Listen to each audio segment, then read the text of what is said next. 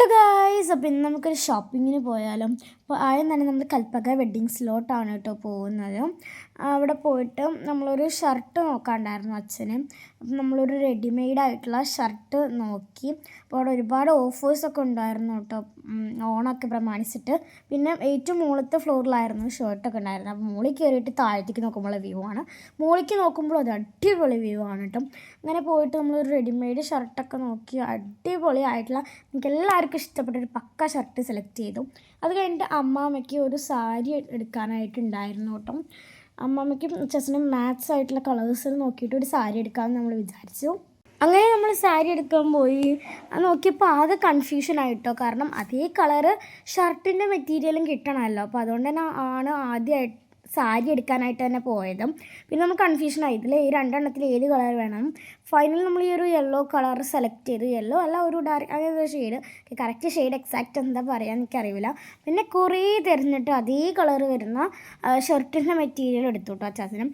പിന്നെ അതിന് മാച്ചാവുന്ന കര വരുന്ന ഒരു മുണ്ട് മേടിക്കാനുണ്ടായിരുന്നു. അങ്ങനെ അതും മേടിച്ചു. നമ്മൾ പെട്ടിയിലിട്ട് താഴത്തോട്ട് ഇറങ്ങി. അപ്പോഴാണ് ഓർത്തത്, അയ്യോ ബ്ലൗസിന് ഉണ്ടായിരുന്നില്ലല്ലോ സാരിക്ക്.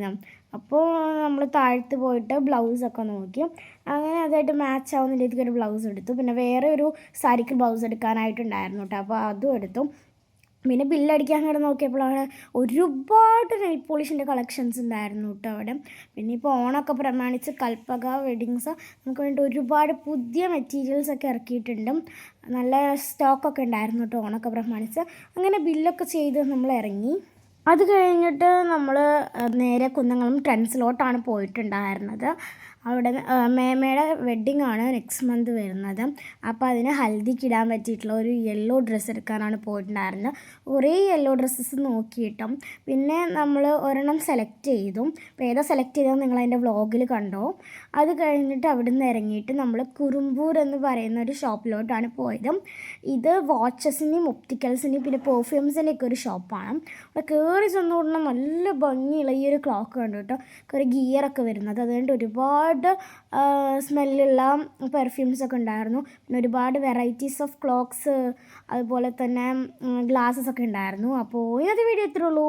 നെക്സ്റ്റ് വീഡിയോ ആയിട്ട് കാണാം. Bye bye.